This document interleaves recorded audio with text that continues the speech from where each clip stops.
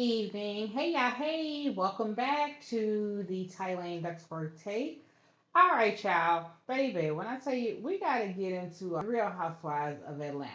Because when I tell you everything this season feels orchestrated to me, these ladies are arguing more than the law allows, constant yapping and bickering. And somehow for me, it's like I still don't feel emotionally connected to most of y'all. Like y'all not showing us real life flaws, vulnerability, y'all real struggles, or anything that makes the viewers emotionally invest in you.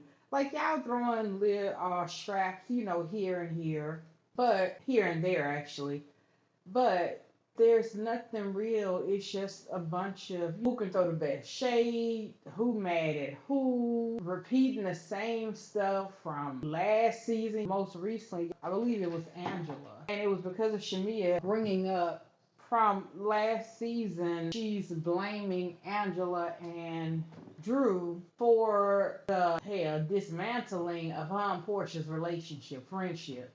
Girl, did they play a part? Yeah, they played a part as far as getting you, Shamia, to stop coming to Angela and Drew. You know, somebody keeps coming to you all the time and they telling you how they feel about somebody else, and you get to the point where you like, well, you need to tell them what the hell you telling me for. So they brought it to the forefront, but their relationship, friendship was already broken. And as far as we know, it was over before the season even started. And if Angela hadn't brought it to the forefront, that relationship was gonna be done so anyway. And it's pretty much who looks the best in the confessional, which I can't lie. Last week y'all was serving with y'all confessional looks. All of y'all looks really good.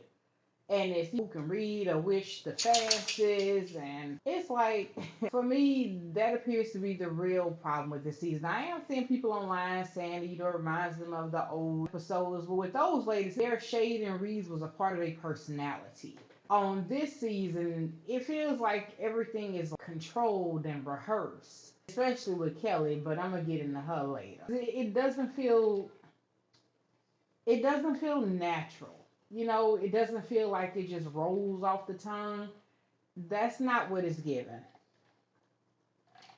And as y'all know, reality TV works best when the viewers feel emotionally connected to the people on the screen. And for me, I don't need y'all to be perfect. However, I do need to connect and know that y'all are a normal, regular, regular woman just like me with success. Somebody that has flaws, messiness in their life, relationship problems, insecurities, financial struggles, just real life stuff. And yes, y'all have, like I said, y'all sprinkled, bits and pieces, but 80 to 90% of what we've seen out of all seven of these episodes has been y'all bickering and arguing with one another. It has not been about y'all lives. It's pretty much like everybody is worried about protecting y'all brand, and it's like everybody is just self-conscious of their image. K Michelle, y'all so focused on that, and the viewers, we are missing it. Y'all talking about things that we didn't see on camera. This is a mess. It's all over the place.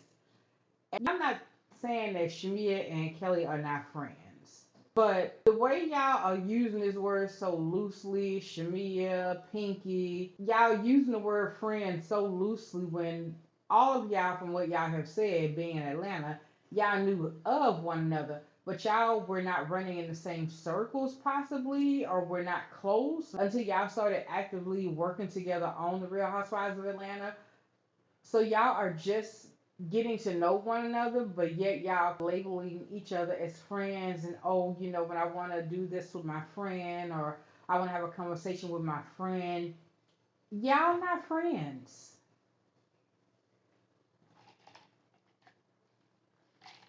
And Shamia and Kelly throwing around the BFF. Well, y'all have maybe known each other, what, hell, 18 months? I'm talking about like legit hanging with each other, getting to know each other, going to each other's houses, children, that kind of stuff. Because I forgot what I was watching. I believe it was another channel. It might have been Carlos. King was somebody was saying, one of the commentators on there was saying that Kelly and Shamia are always together and they've like seen them out and about in New York or what have you.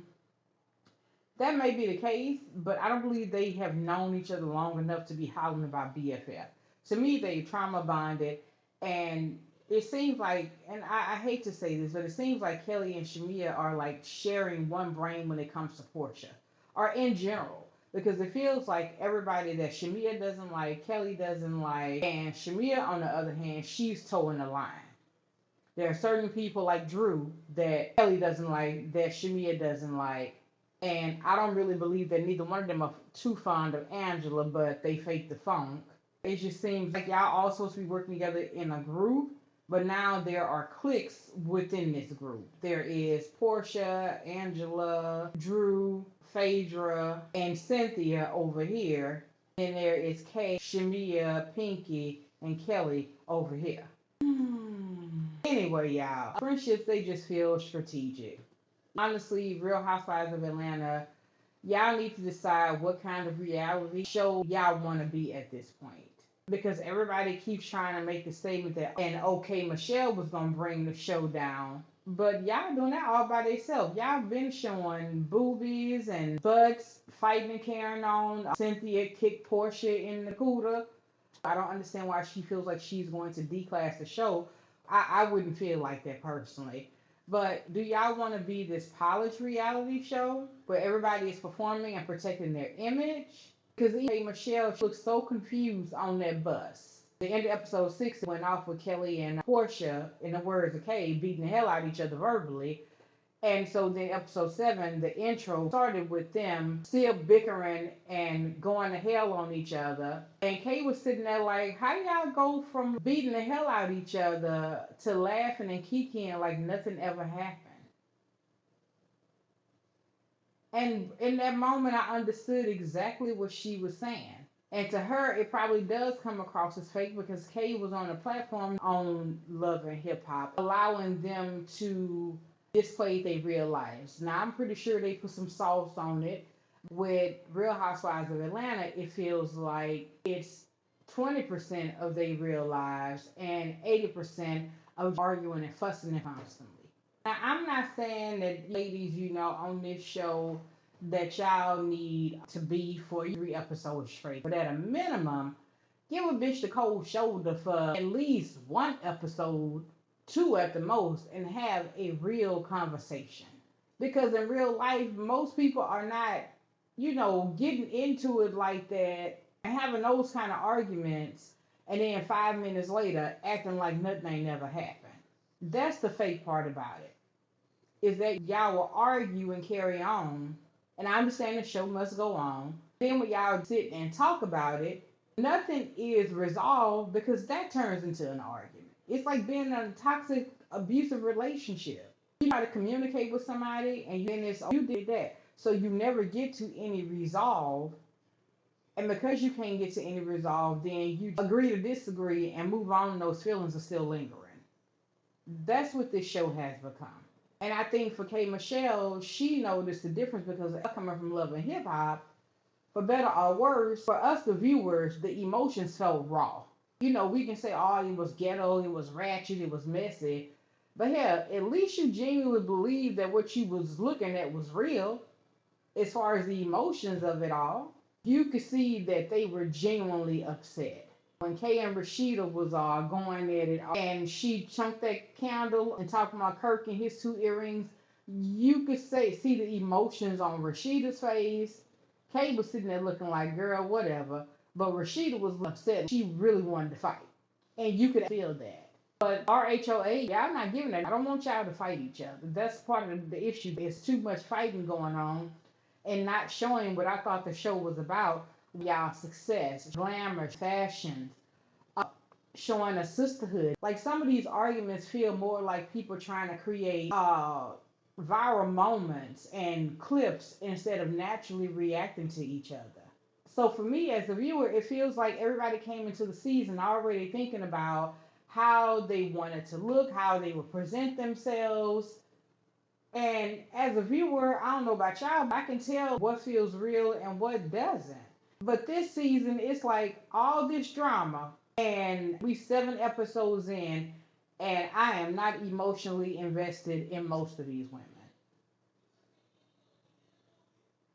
at all. It's just like the same, like merry go round and around, girl. Mm, mm, mm.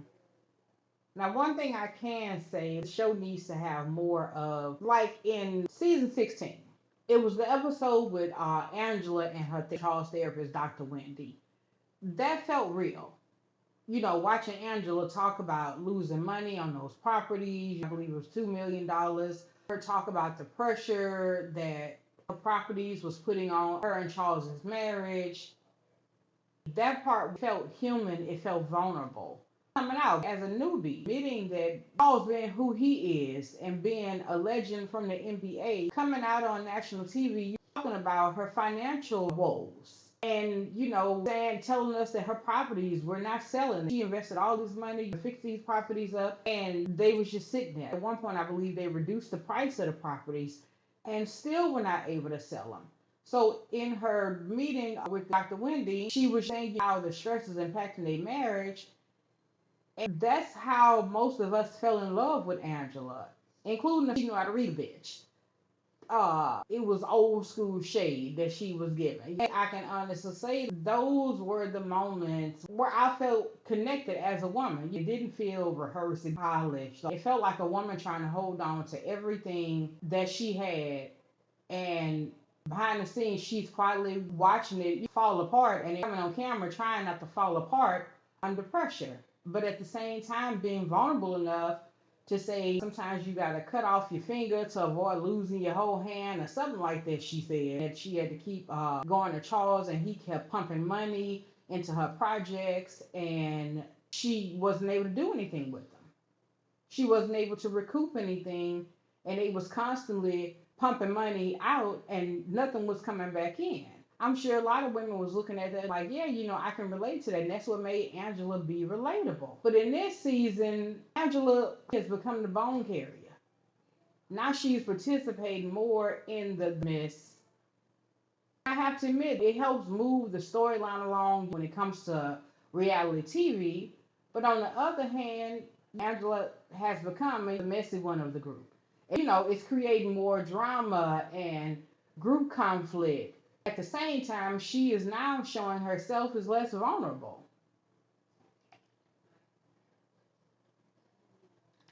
Angela posted on X right before the episode 7 aired. In the caption, she says, "Me being messy for a question Drew asks. Let the deflection games begin." Now, Angela, you is messy as hell for this. What the hell is going on? Drew is a grown ass woman. She is perfectly capable of speaking on behalf of herself. Why did Drew have laryngitis or something like that? What I'm struggling with in real life to let me participate in the storyline. It's good that you forgave Portia, but now it's like you in a clique with Portia. And then you still coming out on your confessional throwing shade at Portia and saying that you haven't forgot about what she said about sleeping with your husband with Charles. And that whole situation is beyond me. Because I couldn't be cool with somebody without getting to the nitty gritty. Somebody that time about they want to fuck my husband. What the hell is going on? And now all of a sudden you and Portia bosom buddies. Girl, where they do that at? Y'all, that's where the disconnect starts for me. It's not that I want Angela to still be in this season beefing and bringing season 6 drama into season 7. But girl, that little wham bam thank you ma'am that y'all had at Cynthia's barbecue when Angela read Bang Bang Edie for filth. Shout out to writing the voice. Angela, you said what you needed to say, but then you just let it be, but then you flashed out on Shamia. I understood why you was upset with Shamia, but how you got more energy for Shamia and that lame ass excuse that you gave because Shamia is married, girl, miss me with that.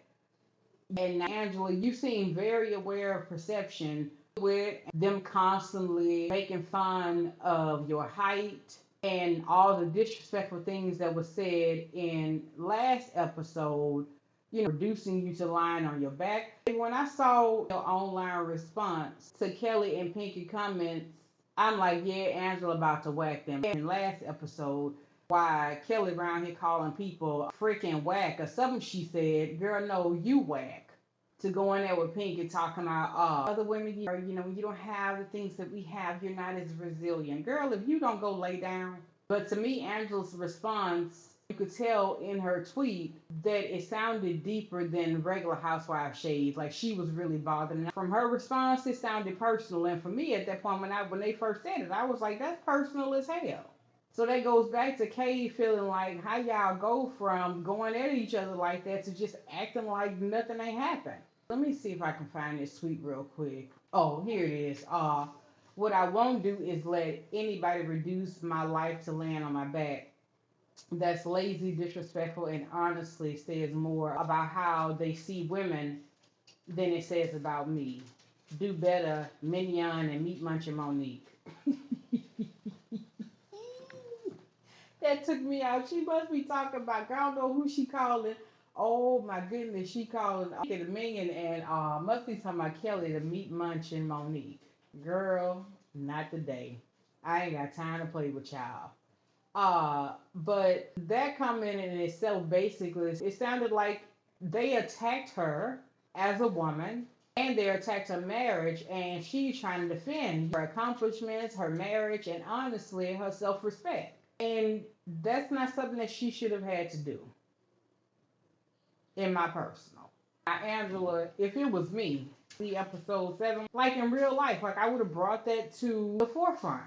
Like we would have had to have a conversation. And they didn't mention this at all. We saw it on X, but on the show, that should have been addressed immediately. This is just a mess. We hear about you losing millions on the properties. And at the beginning of season 17, you start another business venture with these fans. And as a viewer, I was sitting there as confusion. You just gonna jump into something else when you can recoup what you lost? It feels like we getting pieces and confusion instead of full reality. No, Angela, we want to know like what else do you have going on in your real life other than the real estate? And I think they said the fans was gonna be like $50. Girl, who's gonna pay $50 for a fan? So these ladies, not just Angela, have a tendency to invest themselves in businesses specifically for the show. No, we want to see y'all are successful. Instead, we get manufactured stories and beefs. And another person who made me think about this was K. Michelle, as I mentioned earlier. Gave us one of the realest moments this season when she was at the CMA Awards. She said she got her from the couch and the couch was soaked. She had an open wound from her illegal butt injections. And in that moment, we saw your tears, Kay. We saw the hurt and the pain in your face. And you could literally see her like going through the motions and like sitting there reliving the consequences, realizing the consequences of her actions, the pain and the embarrassment of it, all of it. And then we go from that. I believe that was in episode 1 or 2 of this season. We started to see how guarded she was. Not wanting to come down to dinner because the glam team wasn't there. Standing off to the side and distancing herself. It just feels more image conscious now with the Portia situation. It almost feels like Kay wants to stay emotionally guarded rather than fully moving on. And as I said to you guys in my past videos, that I'm new to watching this franchise. I'm learning and getting to know Portia. But what I will say is that to me, she genuinely seems apologetic when Kay brought it to her attention. So what are we talking about? And it's not just Angela and K. Michelle who at one point willing to show us their flaws and vulnerability, and now everybody appears to be performing. And this Shamia and Kelly calling themselves best friends. Y'all, I side-eye the hell out of that friendship. Y'all have known each other 5 minutes. And now y'all both have this vendetta against Portia like she is Shamia's toxic ex. And it's like, what are the storylines? Like last season, most of Shamia's storyline was centered around her and Portia's friendship. And her husband calling her on the phone about the youngest baby medical illness and we did get a whole surrogacy. So she did show some things, but majority of her emotional storyline, it was centered around Portia. Now, all of a sudden, this friendship with Kelly, every 5 minutes you hear, my BFF, my BFF, my BFF. And like, even this whole situation with Shamia and Drew, I must have missed something. Because the whole issue between Shamia and Drew had to do with Portia. Because Portia came up with that fake storyline of Drew and Dennis allegedly being more than a producer and artist. Cynthia being a friend of the show. The only thing I know about Cynthia is that she used to be a model. She was married to Peter. She has her daughter Noelle. The actor Leon is Noelle's daddy. And that she currently dating this younger boy that's putting it on her. Pinky, she briefly touched on her financial issues. We all know that for whatever reason, she's keeping it from her husband. Everybody feels self aware, but aware of social media, the branding, the public image, how the viewers are perceiving you guys. And for me, so far, the strongest moments this season were when the women showing insecurity, being under pressure, being fearful. That's when we really connect with you guys. So for me, y'all, right now, too much of this season feels like performance instead of reality. And I want to feel like I'm watching real people. They were able to attain their dreams, but they also have real issues like me. Like, girl, like, do your hip hurt when you get up in the morning time and get out the bed because y'all in y'all 40s? We want to know what's the tea. So that's my 2 cents, y'all, on the Real Housewives of Atlanta. Can y'all please like, comment, and subscribe? And until next time, this is Tylane with the Tylane Take, and I'm out. Bye bye.